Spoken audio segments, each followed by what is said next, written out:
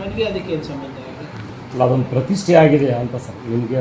ನನಗಲ್ಲ, ಅವ್ರಿಗೆ ಪ್ರತಿಷ್ಠೆ ಆಗಿದೆ. ಅದೇ ನನಗೇನು ಪ್ರತಿಷ್ಠೆ ಆಗಿದೆ? ಈ ಕ್ಷೇತ್ರದಲ್ಲಿ ಎಲ್ಲ ಕಡೆ ಸಮಸ್ಯೆ. ಇವರು RSSನವರು ಎಲ್ಲ ಶಾಸಕರಿಗೂ ಬೈದಿದ್ದಾರೆ.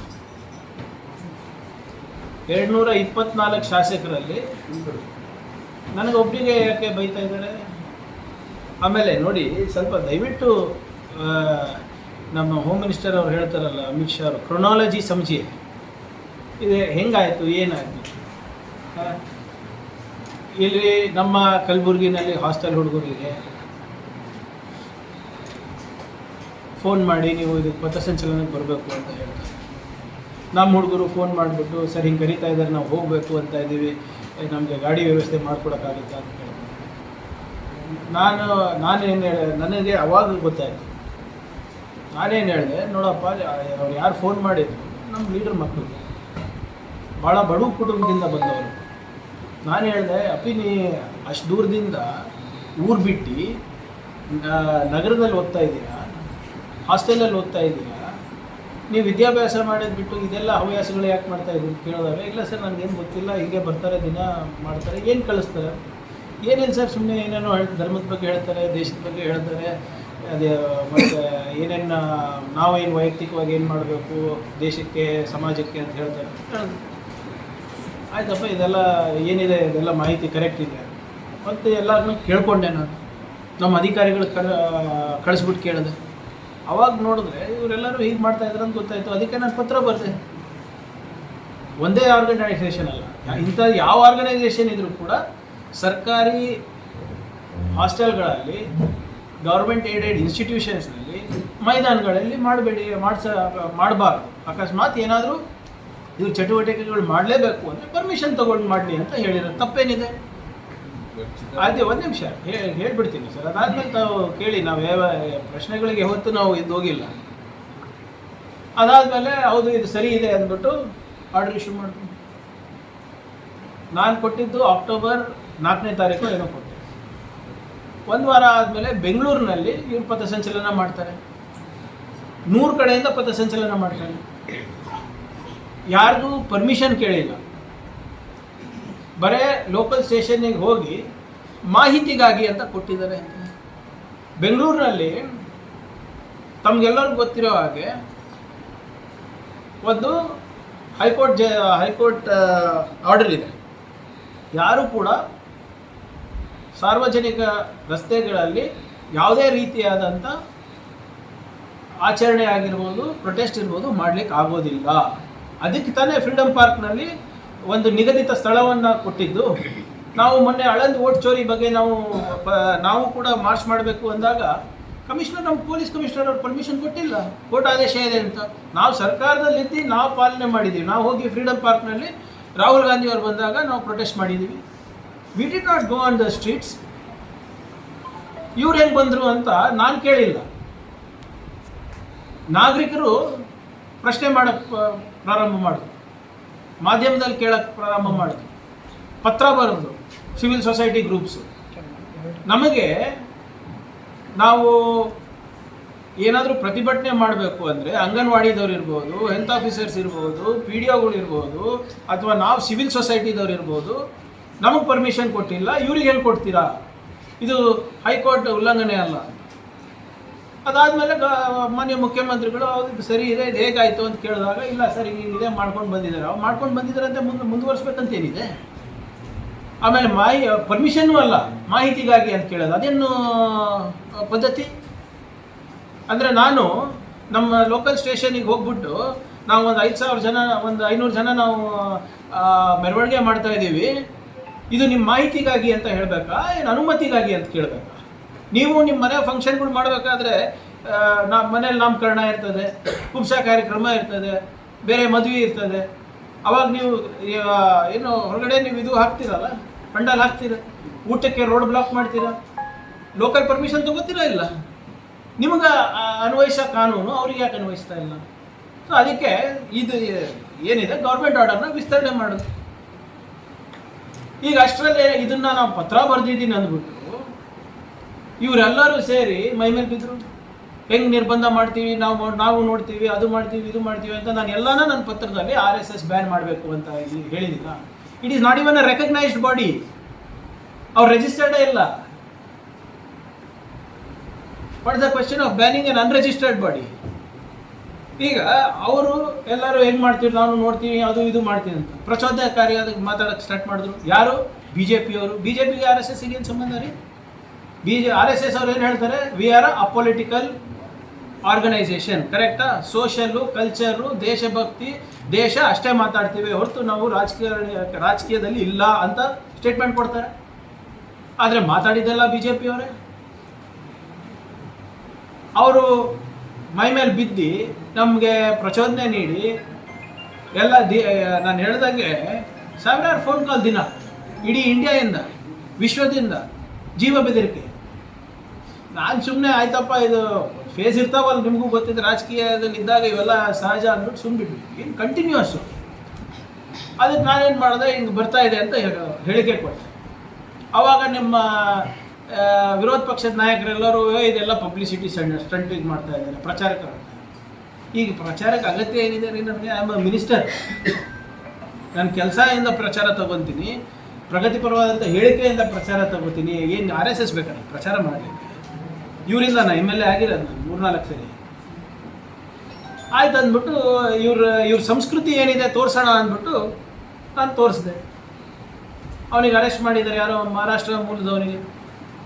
ಏನಂತ ಬೈದಿದ್ದಾನೆ ತಾವೆಲ್ಲ ಕೇಳಿದ್ದೀರಾ? ನಮ್ಮ ಇಡೀ ಕುಟುಂಬಕ್ಕೆ ಬೈದಿದ್ದಾನೆ. ಆಯ್ತು, ಅದಾದ್ಮೇಲೆ RSS ಅವರು, BJP-ಯವರು ಹಿಂಗೆ ಆಗಬಾರ್ದಾಗಿತ್ತು. ಅವನು ಯಾರೇ ಇದ್ರೂ ಕೂಡ ಅವನಿಗೆ ಶಿಕ್ಷೆ ಆಗಬೇಕು. ಇದು ನಮ್ಮ ಸಂಸ್ಕೃತಿ ಅಲ್ಲ, ಇದು ನಮ್ಮ ಶಾಖೆನಲ್ಲಿ ಕಲಿಸೋದಿಲ್ಲ ಅಂತ ಹೇಳಿದ್ರೆ ಒಬ್ಬರನ್ನ ಸ್ಟೇಟ್ಮೆಂಟ್ ಕೊಟ್ರೆ, ಇದು ಒಬ್ಬ ಜನಪ್ರತಿನಿಧಿಗೆ ಹಿಂಗೆ ಅವಾಚಕ ಶಬ್ದದಲ್ಲಿ ನಿಲ್ಲಿಸೋದು ತಪ್ಪು ಅಂತ ಹೇಳಿಲ್ಲ. ಈಗ ನಮಗೆ ಬೈದಿ, ನಮ್ಮ ಸರ್ಕಾರಕ್ಕೆ ಬೈದಿ, ನಾನು ಅಲ್ಲೇ ಬರ್ತೀನಿ ನೋಡೋಣ ಏನು ಮಾಡ್ತೀವಿ ಅಂತ ಹೇಳಿದ್ರೆ ಯಾರು ತಾನೇ ಸುಮ್ಮನಿರ್ತಾರೆ ಸರ್? ಅನುಮತಿ ಕೇಳಿಲ್ಲ, ಮಾಹಿತಿ ಕೊಟ್ಟಿದ್ದಾರೆ. ಈಗ ನಾವು ಮಾಹಿತಿ ಕೊಡಬೇಡಪ್ಪ, ಅನುಮತಿ ಕೇಳಿ ಅಂದ್ರಿ. ಅನುಮತಿ ಕೇಳಲ್ಲ ಅಂತಾರಲ್ಲ. ಕಾನೂನಿಗಿಂತ ದೊಡ್ಡವರ ಇವರೆಲ್ಲರೂ? ಸಂವಿಧಾನಕ್ಕಿಂತ ದೊಡ್ಡವರ ಇವರೆಲ್ಲರೂ? ನೀವು ಅರ್ಜಿ ನೋಡಿ, ದಯವಿಟ್ಟು ತೆಗೆದು ನೋಡಿ. ಚಿತ್ತಾಪುರ್ನಲ್ಲಿ, ಕಲಬುರಗಿನಲ್ಲಿ, ಬೇರೆ ಕಡೆ ಹೆಂಗೆ ಕೊಟ್ಟಿದ್ದಾರೆ ಮಾಹಿತಿಗಾಗಿ. ಏನು ಹೋಮ್ ಡಿಪಾರ್ಟ್ಮೆಂಟವರು, ಸರ್ಕಾರ ಎಲ್ಲ ಇವರೇನು ಆಳ್ಮಕ್ಳ? ಮಾಹಿತಿ ಕೊಟ್ಟ ತಕ್ಷಣ ಇವ್ರಿಗೆ ಹೋಗಿ ರಕ್ಷಣೆ ಕೊಡೋಕ್ಕೆ ಏನು ನಮಗೇನು ಬೇರೆ ಕೆಲಸ ಇಲ್ವಾ? ಮಾಹಿತಿ ಕೊಟ್ರಂತೆ ನಾವು ಹೋಗಿ ಅವರಿಗೆ ರಕ್ಷಣೆ ಕೊಡಬೇಕು. ಅನುಮತಿ ಕೇಳಿ. ವಾತಾವರಣ ಸರಿ ಇದ್ರೆ ಲೋಕಲ್ ಅಥಾರಿಟೀಸ್ ವಿಲ್ ಡಿಸೈಡ್. ಇವರು ಇಷ್ಟೆಲ್ಲ ಮಾಡಿದ್ಮೇಲೆ ಕೋರ್ಟಿಗೆ ಹೋದ್ರು. ಕೋರ್ಟಲ್ಲಿ ಏನು ಹೇಳಿದ್ರು? ಅಲ್ಲಿ ಲೋಕಲಲ್ಲಿ ಅಲ್ಲಿ ಶಾಂತಿ ಸುವ್ಯವಸ್ಥೆ ಕಾಪಾಡೋದು, ಕಾನೂನು ಸುವ್ಯವಸ್ಥೆ ಕಾಪಾಡೋದು ಲೋಕಲ್ ಅಥಾರಿಟೀಸಿಗೆ ಬರ್ತಿದೆ. ಅವ್ರೇನಾದರೂ ಅನ್ನಿಸಿದ್ರೆ ನೀವು ಪರ್ಮಿಷನ್ ಕೇಳಿ, ಅದಾದಮೇಲೆ ಅವ್ರು ನೋಡ್ತಾರೆ ಅಂತ ಪರ್ಮಿಷನ್ ಕೊಟ್ಟರು. ಅಷ್ಟರಲ್ಲಿ ಬೇರೆ ಬೇರೆ ಸಂಘಟನೆಗಳು, ಆಲ್ಮೋಸ್ಟ್ 3-4 ಸಂಘಟನೆಗಳು ಅರ್ಜಿ ಕೊಟ್ಟರು. ಏನಂತ ಕೊಟ್ಟರು? ಅವ್ರಿಗೆ ಅಲೋ ಮಾಡಿದ್ರೆ ನಮಗೂ ಅಲೋ ಮಾಡಿ ಅಂತ. ಅಷ್ಟರಲ್ಲಿ ಇನ್ನೊಂದು ಸಂಘಟನೆ ಏನು ಕೊಟ್ಟರು? ಇಲ್ಲ, ಇದನ್ನು ಒಂದು ನಾಗರಿಕರ ಸಂಘಟನೆಯವ್ರು ಏನು ಕೊಟ್ಟರು? ಇಲ್ಲ, ಇವ್ರಿಗೆ ಯಾಕೆ ಅಲೋ ಮಾಡ್ತಾ ಇದ್ದಾರೆ ಗೊತ್ತಿಲ್ಲ, ಇದು ಮಕ್ಕಳ ಮೇಲೆ ಪರಿಣಾಮ ಬೀಳ್ತದೆ, ಆರ್ಗನೈಸ್ ಆಗಿ ಯೂನಿಫಾರ್ಮ್ ಹಾಕ್ಕೊಂಡು ಲಾಠಿ ಬೀಸ್ಕೊಂಡು ಹೋಗ್ತಾ ಇದ್ದಾರೆ, ದೊಣ್ಣೆ ಬೀಸ್ಕೊಂಡು ಹೋಗ್ತಾ ಇದ್ದಾರೆ, ಇದು ಸರಿ ಅಲ್ಲ, ನನಗೆ ಪ್ರಚೋದನೆ ಆಗ್ತಾ ಇದೆ, ಇವ್ರಿಗೆ ಕೊಡಬೇಡಿ. ಆಮೇಲೆ ರಿಜಿಸ್ಟ್ರೇಷನ್ ಇಲ್ಲ, ನಾಳೆ ಹೆಚ್ಚು ಕಮ್ಮಿ ಆದರೆ ಯಾರು ಜವಾಬ್ದಾರಿ ಅಂತ ಕೇಳೋದು. ಇನ್ನೂ ಒಂದು ಸಂಘಟನೆ ಏನು ಹೇಳಿದ್ರು? ಇವ್ರಿಗೆ ಅವಕಾಶ ಕೊಟ್ಟಿದ್ದೀರಾ, ಇವರು ಜನಪ್ರತಿನಿಧಿಗಳಿಗೆ ಬೈದಿದ್ದಾರೆ, ನಮ್ಮ ಸಮಾಜದ ಮುಖಂಡರಿಗೆ ಬೈದಿದ್ದಾರೆ, ನಾಳೆ ಏನಾದರೂ ಹೆಚ್ಚು ಕಮ್ಮಿ ಆದರೆ ನಾನು ಕಾನೂನು ಸುವ್ಯವಸ್ಥೆಗೆ ಜವಾಬ್ದಾರ ಅಲ್ಲ, ನಮಗೂ ಅವಕಾಶ ಕೊಡಿ ಅಂದರೆ.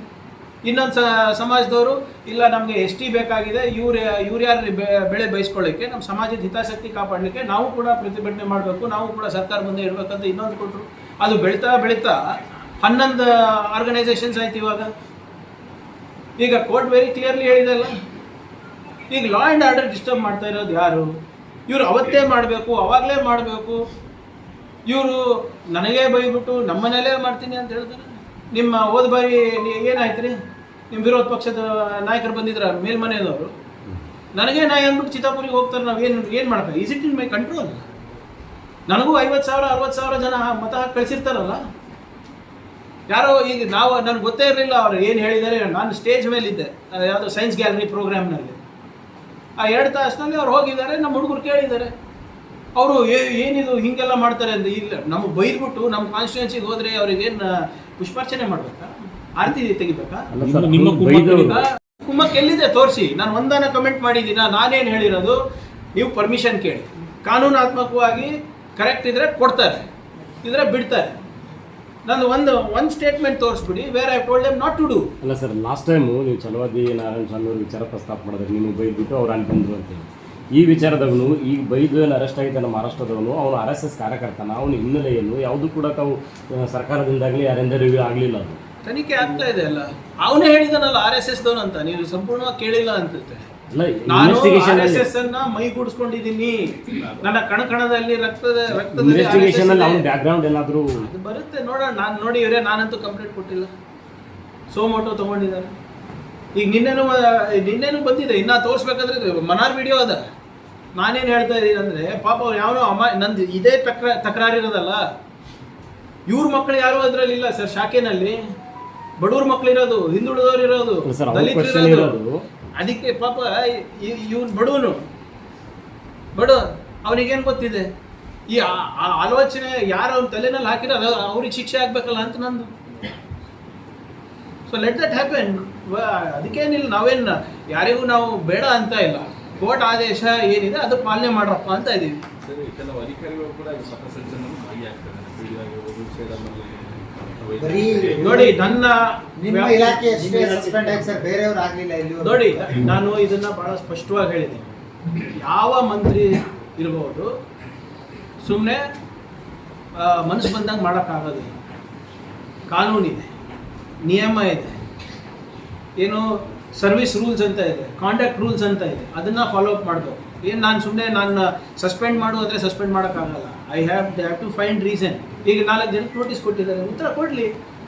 ಯಾರು ಈಗ ಶಿಕ್ಷಣ ಇಲಾಖೆಯಿಂದ ನೋಟಿಸ್ ಕೊಟ್ಟಿದ್ದಾರೆ, ಹೆಲ್ತ್ ಇಲಾಖೆಯಿಂದ ರಿಪೋರ್ಟ್ ಬರ್ತಾ ಇದೆ. ಸುಮ್ಮನೆ ನಾನು ಮನಸ್ಸಿಗೆ ಬಂದಾಗ ಸಸ್ಪೆಂಡ್ ಮಾಡೋ ಪೀರಿಯಡ್ ಯಾಕೆ ಸಸ್ಪೆಂಡ್ ಮಾಡಿದ್ವಿ? We got report. I got a report saying that he had participated, so I suspended.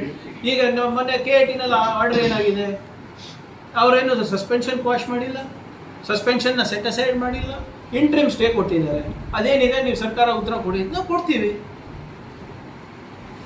ಭಾಳ ಕ್ಲಿಯರ್ ಆಗಿ ಕರ್ನಾಟಕ ಸರ್ಕಾರಿ ನೌಕರರು ಹೇಗೆ ಸಾರ್ವಜನಿಕರಲ್ಲಿ ವರ್ತನೆ ಮಾಡಬೇಕು ಅಂತ ಭಾಳ ಸ್ಪಷ್ಟವಾಗಿ ಮಾನದಂಡಗಳಿವೆ. ಆ ಮಾನದಂಡಗಳನ್ನು ಅಕ್ಷರಶಃ ಇಂಪ್ಲಿಮೆಂಟ್ ಮಾಡಿ ಅಂತ ನಾನು ಚೀಫ್ ಸೆಕ್ರೆಟರಿಗೆ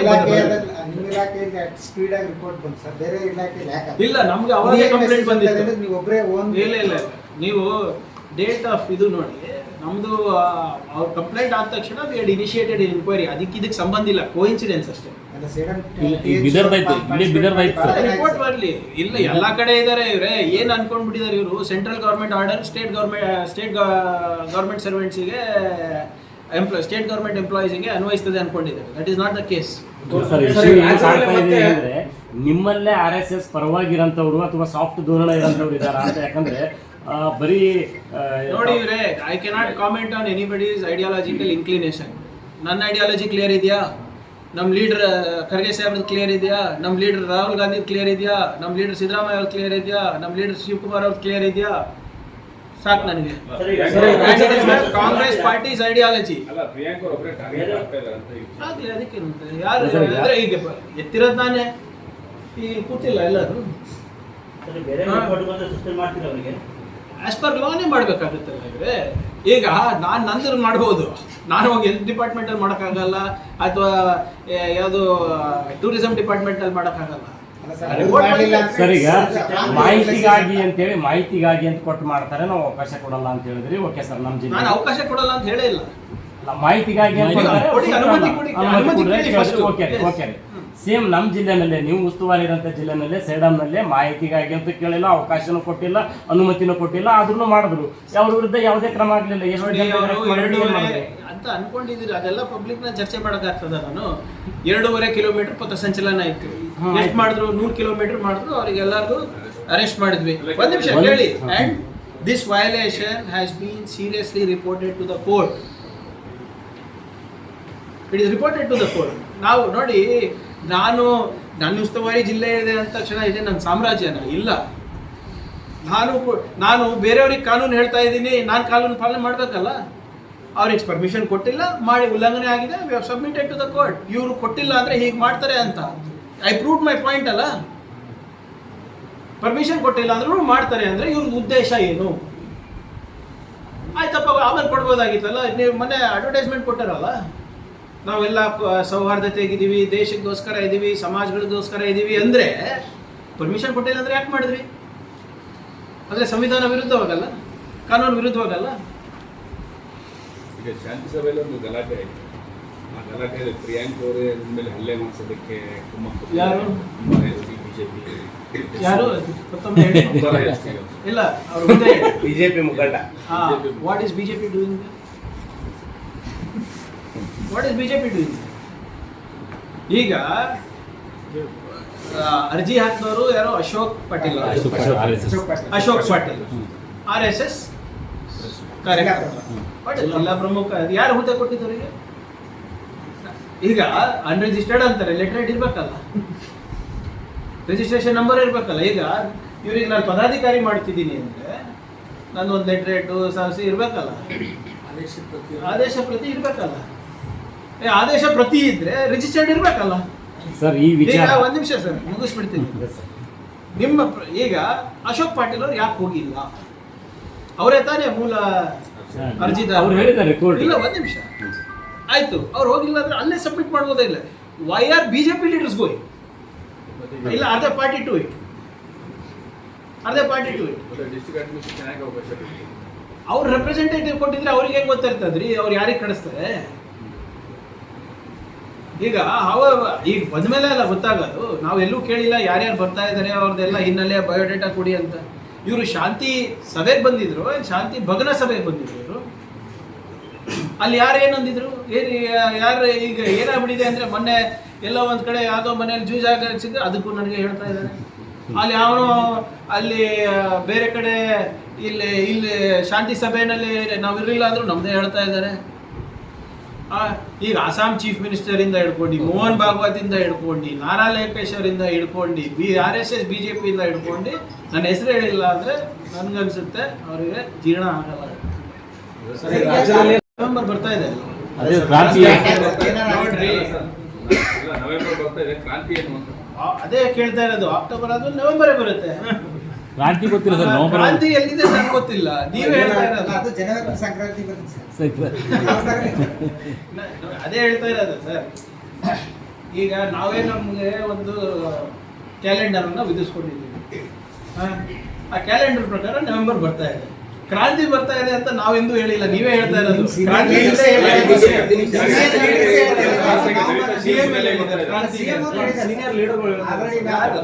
ರಾಜಣ್ಣವ್ರು ಬೆಳೆಯಲ್ಲ ಸರ್, ಅವಾಗ ತಿಳ್ಕೊತ ಬಂದ್ರು ಅವರು. ಒಬ್ರಿಬ್ರು ಹೇಳ್ತಾ, ಈಗ ನಾನು ಹೇಳ್ತೀನಿ, ಏನೋ ಒಂದು ಹೇಳ್ತೀನಿ. ಇಲ್ಲ, ಅವ್ರು ಹೋಗ್ಲಿ. ಯತೀಂದ್ರ ಅವ್ರು ಹೇಳಿದ್ರ ನಿಮ್ಗೆ ಬಗ್ಗೆ ಸರಿ ಅನ್ನಿಸಿದ್ರೆ ನೀವು ಓಡಿಸ್ತೀರಿ. ಯತೀಂದ್ರ ಅವ್ರು ಹೇಳಿದ್ರ ಬಗ್ಗೆ ಏನ್ ಹೇಳ್ತೀರಿ ಸರ್? CM ಅವರು ಅಧಿಕಾರದ ಇದ್ರಲ್ಲಿದ್ದಾರೆ ಅಂತ ಓಪನ್ ಸ್ಪೀಚ್ ಅಲ್ಲಿ ಹೇಳಿದ್ದಾರೆ. ಉತ್ತರಾಧಿಕಾರಿ ಬಗ್ಗೆ ಮಾತಾಡ್ತಾರೆ. ಈಗ ನೆಕ್ಸ್ಟ್ ನೀವು ಕೇಳ್ತೀರ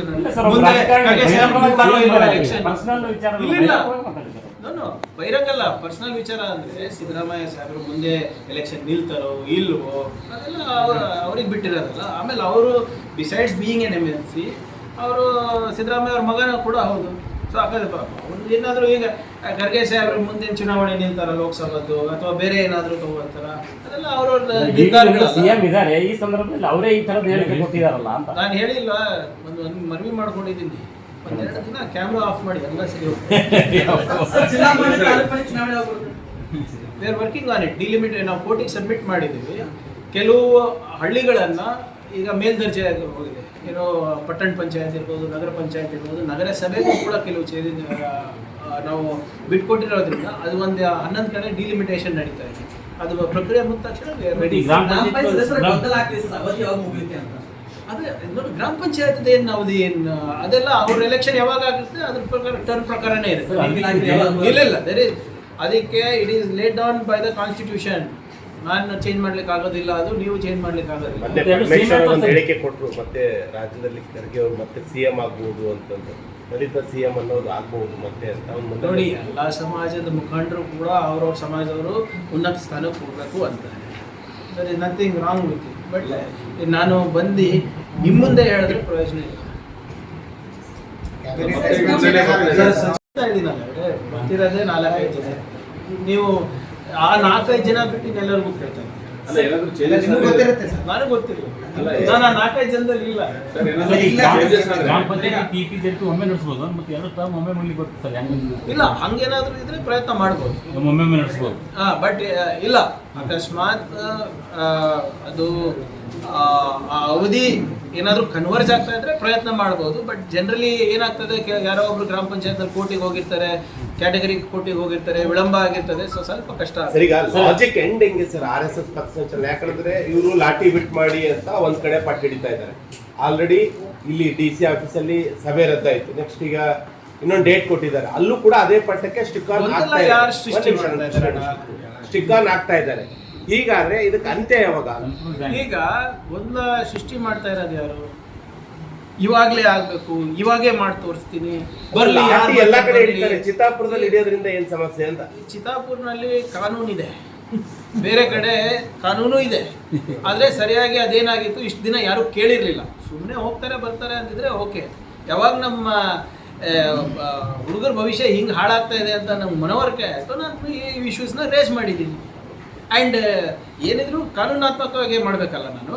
ಈಗ ನಾಳೆ ಕೋರ್ಟ್ ಆಗೋರು ಇಲ್ಲಪ್ಪ ಅವ್ರಿಗೆ ಮಾಡಕ್ಕೆ ಬಿಡಿ ಅಂತ ಹೇಳಿದ್ರೆ ಮಾಡೋದು ಬಿಡೋಣ, ಅದಕ್ಕೇನು ತೊಂದರೆ ಏನಿದೆ. ಇನ್ನೊಂದ್ ಕಡೆ ಬಟ್ ಇಲ್ಲಿ ಪ್ರಾಬ್ಲಮ್ ಏನಿದೆ ಸರ್, ಸಮಸ್ಯೆ ಯಾರು ಕ್ರಿಯೇಟ್ ಮಾಡ್ತಾರೆ? ಪ್ರಚೋದನೆವಾಗಿ ಯಾರು ಮಾತಾಡ್ತಾ ಇರೋದು? ಕಾಂಗ್ರೆಸ್ನವ್ರು ಮಾತಾಡ್ತಾ ಇರೋದಾ? ನಾನು ಮಾತಾಡ್ತಾ ಇರೋದಾ? ಜೀವ ಬೆದರಿಕೆ ನಾನು ಕೊಡ್ತಾ ಇರೋದಾ? ನಾನು ಮಾಡೇ ತೀರಿಸ್ತೀನಿ, ನಾನು ಇದು ಯಾರು ಮಾಡ್ತಾರೆ, ಇದು ಮುಟ್ಟಕ್ಕೂ ಆಗಲ್ಲ, ಭಸ್ಮ ಆಗ್ತೀರಾ ನೀವು ಅಂತ ಯಾರು ಹೇಳ್ತಾ ಇರೋದು? ನಾವು ಹೇಳ್ತಾ ಇರೋದಾ? ನಾವಂತೂ ಎಲ್ಲೂ ಹೇಳಿಲ್ಲ. ಅಥವಾ ಬೇರೆ ಯಾವ್ದು 11 ಸಂಘಟನೆಗಳು ಪರ್ಮಿಷನ್ ಕೇಳಿದ್ದಾರೆ, ಅವರು ಹೇಳ್ತಾ ಇಲ್ಲ. ಇದೆಲ್ಲಿಂದ ಬರ್ತಾ ಇದೆ ಸರ್ ಮಾತಿದು? ಯಾಕೆ ಬರ್ತಾ ಇದೆ? ನೀವು ಒಂದು ಕಡೆ ಶಾಂತಿ ಪರ ಇದ್ದೀರಾ ಅಂತೀರಾ, ದೇಶದ ಪರ ಇದ್ದೀರಾ ಅಂತೀರಾ, ಸಮಾಜಗಳ ಪರ ಇದ್ದೀರಾ ಅಂತೀರಾ, ಮತ್ತು ಪ್ರಚೋದನೆಯಾಗಿ ಮಾತಾಡ್ತೀರಾ. ನನಗೆ ಬುದ್ಧ, ಬಸವ, ಅಂಬೇಡ್ಕರ್ ಅವರ ಒಂದು ತತ್ವ ಇದೆ. ಅಂಬೇಡ್ಕರ್ ಅವರ ಹೋರಾಟದ ರಕ್ತ ನನ್ನಲ್ಲಿದೆ. ನಾನು ಕರೆಕ್ಟ್ ಇದ್ದಾಗ ಜನ ನಮ್ಗೆ ಸಪೋರ್ಟ್ ಮಾಡ್ತಾರೆ. ಇಲ್ಲಿವರೆಗೂ ಯಾಕೆ ಇದು 1 ತಿಂಗಳಾಗ್ತದೆ. ಈಗ ಏನಂದ್ರೆ as a district incharge minister ನೀವು, ಈಗ ಹೈಕೋರ್ಟ್ ಒಂದು ತೀರ್ಪು ಕೊಡುತ್ತೆ. As a district incharge minister ನೀವು ಸಂಘಟನೆಗಳನ್ನು ಕರೆದು ಹೈಕೋರ್ಟ್ ನಿಯಮ ಇದೆ ಸ್ವಲ್ಪ ಪಾಲನೆ ಮಾಡಿ ಅಂತ ಸಂಘಟನೆಯವರಿಗೆ ನೋಡಿ, ನಾನು ಯಾಕೆ ಈಗ ಪೀಸ್ ಮೀಟಿಂಗ್ ನಲ್ಲಿ ನಾನು ಕೂತ್ಕೋಬಹುದು as a district incharge. But ಆಗ್ತಾ ಇರೋದು ನನ್ನ ಕ್ಷೇತ್ರದಲ್ಲಿ. ನಾಳೆ ನಾನು ಅಂಡಿಯು ಇನ್ಫ್ಲೂಯೆನ್ಸ್ ಮಾಡಿದ್ದೀನಿ ಅಂತ ಮತ್ತೆ ಬಂದರೆ ಅದಕ್ಕೆ ವಿಡಿಯೋ ರೆಕಾರ್ಡಿಂಗ್ ಮಾಡಿದಾರಲ್ಲ. ಈಗ ವಿಡಿಯೋ ರೆಕಾರ್ಡಿಂಗ್ ಮಾಡಿದ್ರೆ ನಾನು ಇವರಿದ್ರೆ ನಾನು ಡೈರೆಕ್ಷನ್ ಕೊಡ್ಬೋದು, ಹಿಂಗೆ ಹೇಳು ಹಂಗೆ ಹೇಳು ಅಂತ. ಅಷ್ಟು ಜನ ಇದ್ದಾಗ ಹೆಂಗೆ ಡೈರೆಕ್ಷನ್ ಕೊಡೋಕ್ಕಾಗ್ತದೆ? ಅವ್ರಿಗೆ ಡೈರೆಕ್ಷನ್ ಕೊಡೋಕ್ಕಾಗ್ತದ? RSSನವರಿಗೆ ಅಥವಾ BJPದವರಿಗೆ? ಎವ್ರಿಥಿಂಗ್ ಈಸ್ ಆನ್ ವಿಡಿಯೋ ಅಲ್ಲ. ನೋಡ್ಬಿಡ್ಲಿ, ಲೆಟ್ ಆ ವಿಡಿಯೋ ನೋಡಲಿ. ಇದು ಹೈಕೋರ್ಟ್ಗೆ ಅಥವಾ ಜಡ್ಜ್ ಅವರಿಗೆ ಇಲ್ಲಪ್ಪ ಇದು ಸರಿ ಇದೆ, ವಾತಾವರಣ ಚೆನ್ನಾಗಿದೆ, ನೀವು ಮಾಡಿ ಅಂದ್ರೆ ಮಾಡೋಣ. ಅಲ್ಲ ಸರ್, RSS ಅನ್ರಿಜಿಸ್ಟರ್ಡ್ ಬಾಡಿ ಅಂತ ನಾವು ನಾನು ಹೇಳಿಲ್ಲ. ಬಟ್ ಈ ವಿಚಾರ ನಿಮ್ಮ ಅಡ್ವೊಕೇಟ್ ಜನರಲ್ ಹಿಡ್ಕೊಂಡು ಯಾರು ಕೋರ್ಟ್ ನಲ್ಲಿ ಪ್ರಸ್ತಾಪನೆ ಮಾಡಿಲ್ಲ. 3 ಸಲ ಹಿಯರಿಂಗ್ ಅಲ್ಲಿ ನಾವು ನೋಡಿದ್ವಿ. Matter in front of the court is not whether they are a registered body or unregistered body. ಅಲ್ಲ, The matter in front of the court is whether to give permission or not give permission. Sir, ಈಗ ಆಯ್ತು. ಈಗ ಅತಿವೃಷ್ಟಿ ಪರಿಹಾರದ ಬಗ್ಗೆ ಸ್ವಲ್ಪ clarity. ಒಂದ್ second ಸಂಘ ರಿಜಿಸ್ಟ್ರೇಷನ್ ಲೆಟರ್ ಎಲ್ಲ ಕೇಳುತ್ತೆ ದಲಿತ ಸಂಘಟನೆಗಳಿಗೆ. RSS ಅವ್ರಿಗೆ ಕೇಳಿ ಏನೋ ನೋಟಿಸ್ ಇದು ಮಾಡಲ್ಲ ಅವರು. ನೋಟಿಸ್ ಇದಕ್ಕೆ ಚಿತ್ತಾಪುರ ಈಗ RSS ಅವರಿಗೆ ನೀವು ನೋಟಿಸ್ ಇಶ್ಯೂ ಮಾಡಿದ್ರೆ ಅಂದ್ರೆ ರಿಜಿಸ್ಟ್ರೇಷನ್ ಕಾಪಿ ಹಾಕ್ಬೇಕು ನೀವು ಸಂಘದ ಎಲ್ಲರಿಗೂ ಕೇಳಿದೆ ಅವರೊಬ್ಬರಿಗೆ. ಬಟ್ ಅವ್ರು ಹಚ್ಚಿ ಇಲ್ಲ RSS ಅದೇ ರಿಜಿಸ್ಟರ್ಡ್ ಇಲ್ಲ ಅಂತ ಹೇಳ್ತಾ ಇದ್ದಾರೆ. ಅದನ್ನ ಅಲ್ಲಿ ಕೋರ್ಟ್ ಅಲ್ಲಿ ಇದು ಮಾಡಿಲ್ಲ ಸರ್. ನೋಡಿ, ಯಾವಾಗ ಪ್ರಸ್ತಾವನೆ ಮಾಡಬೇಕು ಅವಾಗ ಮಾಡ್ತಾರೆ. ನಾವು RSS ವಿರುದ್ಧ ಇಲ್ಲ ಮ್ಯಾಟರ್ ಇರೋದು. ಅಲ್ಲಿ ಪಥಸಂಚಲನ ಮಾಡ್ಬೋದಾ ಇಲ್ಲ ಅಂತ ಇರೋದು ಇದು ಏನು ಹೈಕೋರ್ಟ್ ಮುಂದೆ. ಅದಾದ್ಮೇಲೆ ಇದನ್ನ ಲೀಗಲಿ ಹೇಗೆ ಟ್ಯಾಕಲ್ ಮಾಡೋದು ನೋಡೋಣ. ಸರ್, ಈಗ ಅತಿವೃಷ್ಟಿ ಪರಿಹಾರ ನಾಳೆ ಸಂಪೂರ್ಣವಾಗಿ ಹೇಳೋಣ ಅನ್ಕೊಂಡೆ. ಸರ್, ಇನ್ನೊಂದು ಕೋರ್ಟ್ ಮಾಡಿದ್ದಾರೆ ಅವರು. ನಾಳೆ ಆಗ್ತಿದೆ ಅಂತ ಆ ಅರ್ಜಿಯಲ್ಲಿ ಆಡ್ ಆನ್ ಮಾಡಿದ್ದಾರೆ. ನಮ್ಮ ಕೇಂದ್ರ ಸರ್ಕಾರದ್ದು ಕೂಡ ಭದ್ರತೆ ಬೇಕು ಅಂತ ಪಾರ್ಟಿ ಮಾಡಿದ್ದಾರೆ. ಅವ್ರಿಗೂ ಯಾರಿಗೆ? ಕೇಂದ್ರ ಗೃಹಾಲಯ. That is what is politics ಅಲ್ವಾ? Why? ನೆರವು ಪಡಿ ಅಂದ್ರೆ ಇಲ್ಲ, ಯಾಕೆ ಹೇಳಿ? ಅದೇ ಪಾಲಿಟಿಕ್ಸ್ ಅಲ್ಲ ನಾನು ಹೇಳ್ತಾ ಇರೋದು. ನೀವು ಅವ್ರಿಗೆ ಯಾಕೆ ಬೇಕದು? ಸೆಂಟ್ರಲ್ ಗೌರ್ಮೆಂಟ್ಗೆ ಇದಕ್ಕೇನು ಸಂಬಂಧ? ಭದ್ರತೆ ಕೊಡ್ಲಿಕ್ಕೆ ಆಗಲ್ಲ ಇಲ್ಲಿವರೆಗೆ ಅಂದ್ರೆ ಅಲ್ಲಿ ಕೊಡ್ಸಿ ಅಂತ ಇದ್ದಾರೆ. ಆಯ್ತು ಕೊಡಿಸಿ, ಯಾರು ಬೇಡ ಅಂದ್ರೆ ಅರ್ಜಿ ಹಾಕಿ ಅಲ್ಲಿ. ಈಗ ಪ್ಯಾರಾಮಿಲಿಟರಿ ಫೋರ್ಸಸ್ ಬೇಕು, ಆ ಮಿಲಿಟರಿ ಫೋರ್ಸಸ್ ಬೇಕು, ಅವು ಇವು ಬೇಕು ಅಂದ್ರೆ ಕೊಡಿ, ನಿಮ್ಮ ಅಧಿಕೃತವಾದಂಥ ರಿಜಿಸ್ಟರ್ಡ್ ಇದ್ರಲ್ಲಿ ಕೊಡಿ ನೋಡೋಣ. ಸರಿ, ಅದನ್ನ ಮಲ್ಲಿಕಾರ್ಜುನ್ ಖರ್ಗೆ ಸಿಎಂ ಆಗ್ತಾರ ಅಂತ ಹೇಳ್ತಾರೆ ಸರ್. ಅಲ್ಲ ಈಗ ಯತ್ನಾಳ್ ಅವ್ರು ತೀರ್ಮಾನ ಮಾಡ್ತಾರ ಖರ್ಗೆ ಸಾಹೇಬ್ರ ಭವಿಷ್ಯ ಅವ್ರು ಕೇಳೋರಿಗೂ ಇದು ಇಲ್ಲ. ಸರ್ ಇರಲಿ ಸರ್, ನವೆಂಬರ್ ಚೇಂಜಸ್ ಏನಾದ್ರು ಇದೆಯಾ? ಸಣ್ಣ ಪುಟ್ಟ ಚೇಂಜಸ್ ನಮ್ಮ ಉತ್ತರ ಆಗ್ಲೇ ಹೇಳಿದ್ದೀನಿ ನಮ್ಮ ಸ್ನೇಹಿತರಿಗೆ. ಹೈಕಮಾಂಡ್ ನಂಬಲ್ಲಿ ನಮ್ಮ ಹೈಕಮಾಂಡ್ AICC ನಮ್ಮಲ್ಲಿ ಇದೆ ಅಂದ್ರೆ ನಾವೇನ್ ಹೇಳ್ತಾ ಇರೋದು, ನೀವು ಅವ್ರ ಮಾತು ಕೇಳ್ತೀರಾ, ನನ್ನ ಮಾತು ಕೇಳಲ್ಲ ಅಂದೆ ನಾನು. ಕೇಳ್ತೀವಿ ಸರಿ ಹೇಳಿ. ಇಲ್ಲ, ನೀವು ಯಾರ ಬಳಿ ಮಾಹಿತಿ ಇದೆ ಅಂತ ಹೇಳ್ತೀರಾ, ಅವ್ರ ಮಾತು ಕೇಳ್ತಾರೆ. ನಾನು ಹೇಳಿದ್ರೆ ನನಗೂ ಸ್ವಲ್ಪ ಗೊತ್ತಿರ್ತದಲ್ರಿ, ಆ ಮಾಹಿತಿ ತಪ್ಪು. ನೀವು ಕೇಳಕ್ ರೆಡಿ ಇಲ್ಲ. ಒಟ್ಟು ನನ್ನ ಬಾಯಿ ನೀವು ನೆಕ್ಸ್ಟ್ ಟೈಮ್ ನಾನು ಹೇಳತ್ತೀನಿ ನಮ್ಮ ಸ್ನೇಹಿತರಿಗೆ, ದಯವಿಟ್ಟು ಒಂದು ಸ್ಕ್ರಿಪ್ಟ್ ಕೊಟ್ಬಿಡ್ರಿ. ನೀವು ಏನ್ ಹೇಳಿದ್ರು ಡೈರೆಕ್ಟ್ ಆಗಿ ಓದ್ಬಿಡ್ತೀವಿ. ಕೇಳಕ್ಕಲ್ಲ, ಸ್ವಲ್ಪ ಹಿಡ್ಕೊಂಡು ನಿಂತಿದ್ರು, ಅದೆಷ್ಟು ಸ್ಟಾಪ್ ಮಾಡ್ಕೊಳತ್ತೀರಿ. ಈಗ ನೀವೇ ಚೀಫ್ ಸ್ಕ್ರಿಪ್ಟ್ ರೈಟರ್ ಆಗಿ ನೀವೇನ್ ಹೇಳ್ತೀರೋ ಪ್ರವೀಣ್ ರೆಡ್ಡಿ ಏನ್ ಹೇಳ್ತಾರೆ ಆಗ ಈ RSS ಹೆಸರು ಹೇಳ್ಕೊಂಡಿದ್ರೆ ಮತ್ತೆ CMA ಮಾಡ್ರಿ, DC